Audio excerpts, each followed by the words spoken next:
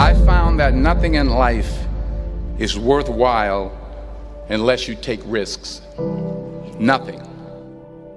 Nelson Mandela said, "There is no passion to be found playing small and settling for a life that's less than the one you're capable of living."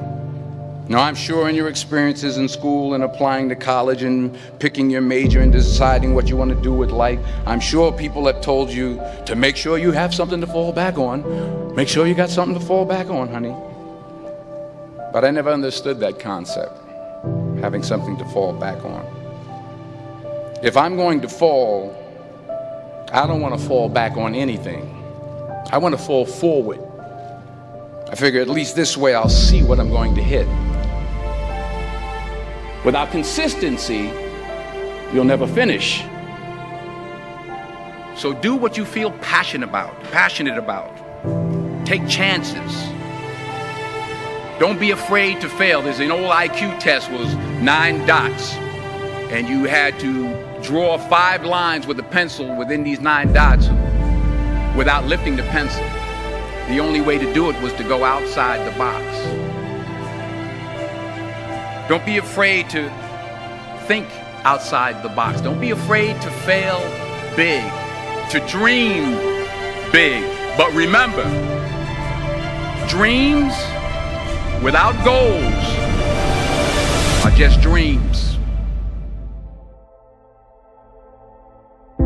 Reggie Jackson struck out 2,600 times in his career, the most in the history of baseball. But you don't hear about the strikeouts. People remember the home runs.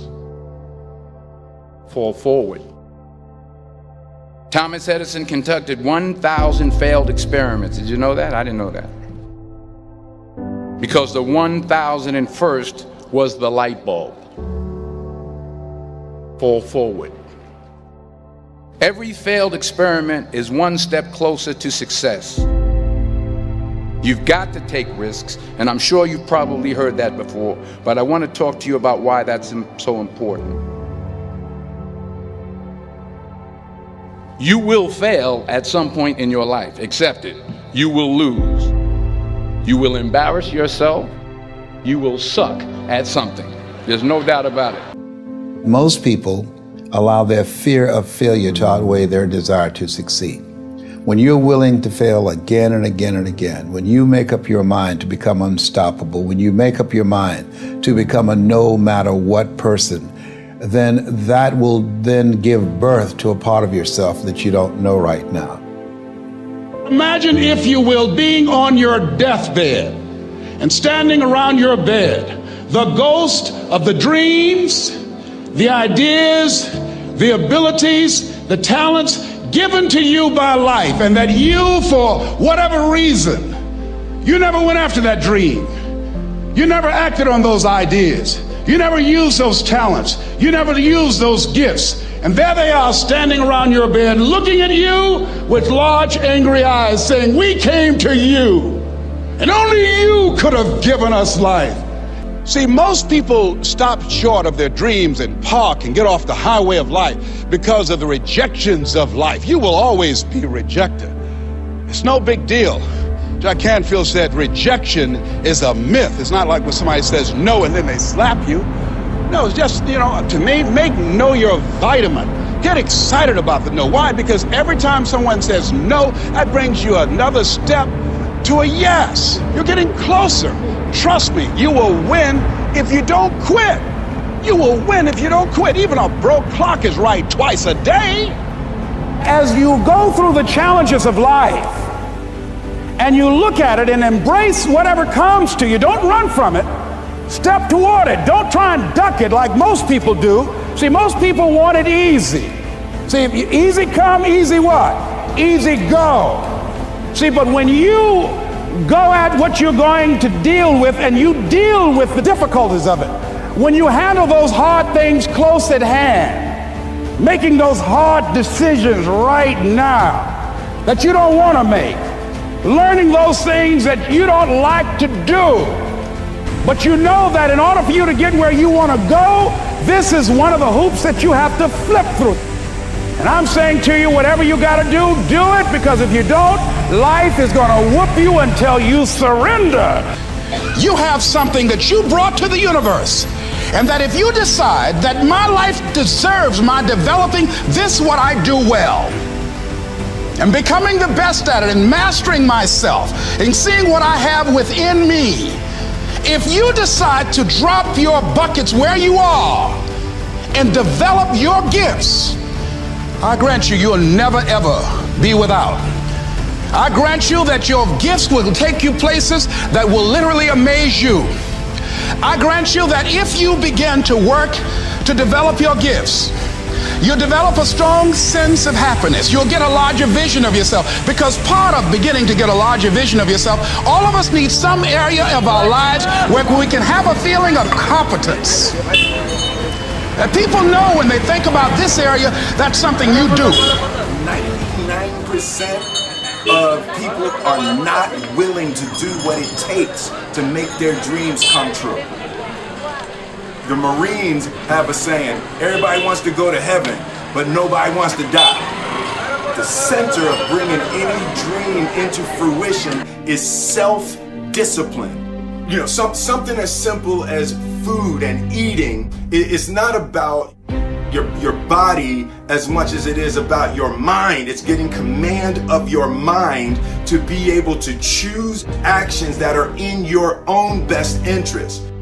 Every day we are choosing shit that's not in our own best interest. So if the world is attacking you and the world wants to fight you and the world's trying to hold you down, so you're gonna kick yourself in the balls?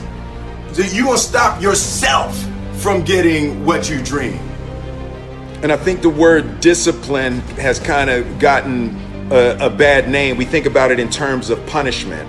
I'm not talking about discipline in that way. I'm talking about discipline in the sense that you forego immediate pleasure for the exchange of long-term self-respect. I believe that self-discipline is the definition of self-love.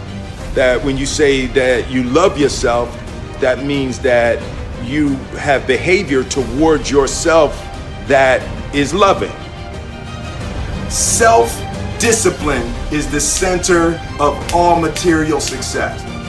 You cannot win the war against the world if you can't win the war against your own mind.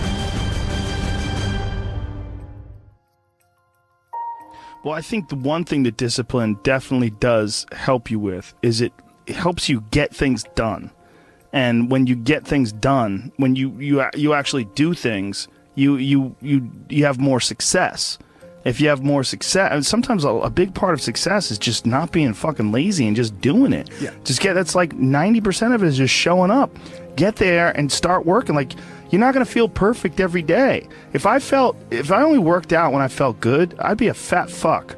Because there's a lot of days I don't want to do it. It's pretty much the same with everybody that actually gets good at something. There's got to be those days you push through. And they're probably going to be more numerous than the days you don't. And so the benefit of discipline in my eyes has always been that through discipline, I get things done. Yeah. I always say that I'm like the most lazy, disciplined person I know, because I don't want to do it. Yeah. But I always do.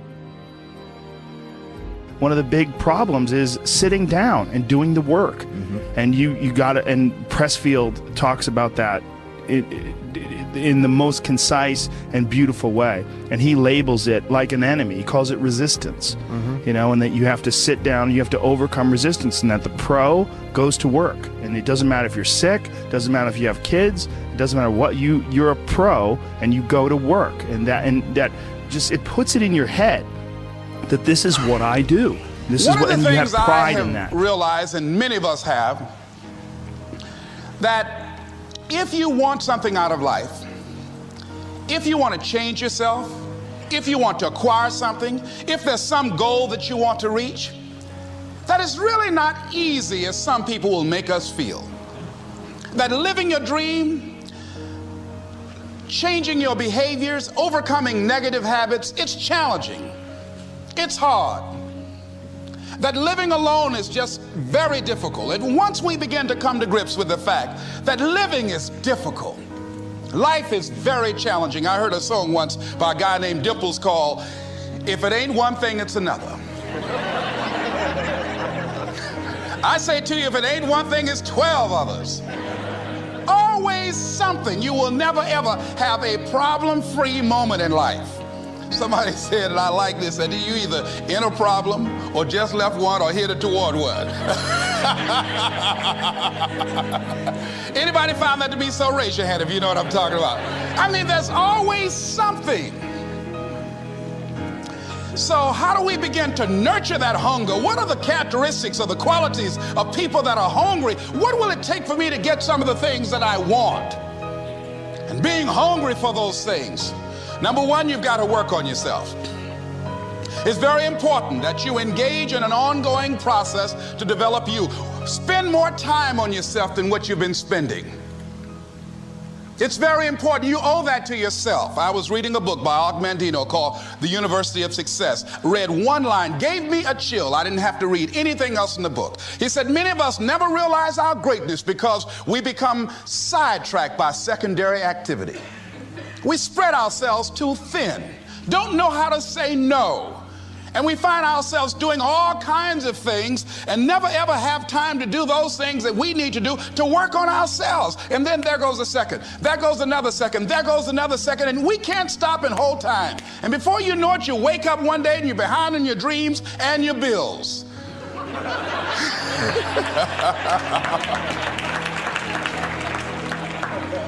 So decide that you're going to take some time to work on you, that you deserve that from yourself, that your life deserves some prime time because you are creating your own production.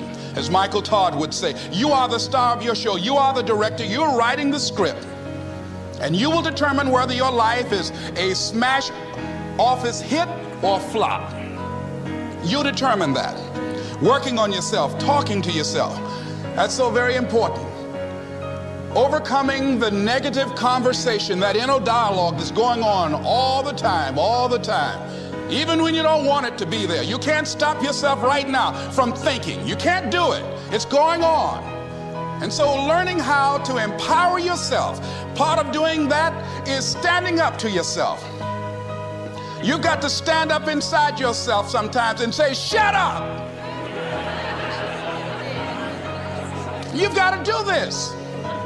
I was going to give a presentation, and this voice inside of me saying, you can't do this. You don't have everything it takes. I shut up. I'm behind on my bills, and you're telling me what I can't do. I have got to do it. You'll get scared sometimes. Your mind will go blank on you. Some people you will allow to unnerve you, and you wonder, what's wrong with me? I'm not crazy. That's why you've got to learn to make a conscious, deliberate, determined effort to stand up inside yourself. Working on yourself, watching that inner dialogue, it will determine the quality of your life. I don't believe this. I know this.